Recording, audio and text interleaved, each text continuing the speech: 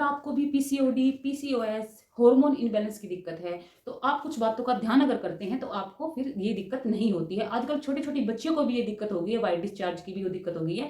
तो इसका जो सबसे बड़ा कारण है ना 99% हमारा खाना ही है, क्योंकि हमने हमारे खाने को खराब कर लिया, जिससे ये हार्मोन इम्बैलेंस की जो प्रॉब्लम है बिल्कुल आम हो गई है। अगर आपको भी ये दिक्कत है तो सबसे ज़रूरी है आपका खाना सुधारना। आप हमारी बताई हुई कुछ चीज़ों को अगर अवॉइड करते हैं तो आपको ये दिक्कत जो है वो सॉल्व हो सकती है आपकी। आपको क्या करना है कि आपको रिफाइंड शुगर जो होता है वो चीज़ें नहीं खानी है, जैसे कि बिस्किट नहीं खाने, बेकरी आइटम नहीं खानी है, व्हाइट ब्रेड आपको नहीं खाना है, सफ़ेद चावल आपको नहीं खाने हैं।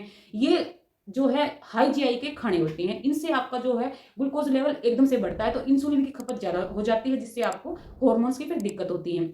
वैसे ही आपको डायरेक्ट शुगर अगर आप नहीं लेंगे तो भी अच्छा है, क्योंकि इससे फिर सीधी सी बात है कि आपका जो इंसुलिन है वो ज़्यादा खपत होगा, तो बॉडी वहाँ पे काम लग जाएगी, हार्मोन्स इम्बैलेंस होंगे ही होंगे।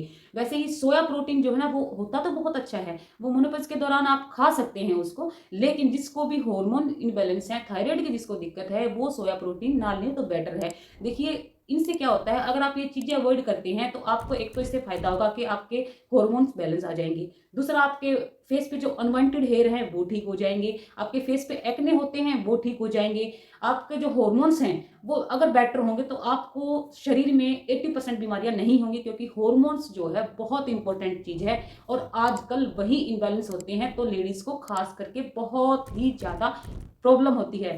ध्यान रखो एक बात का।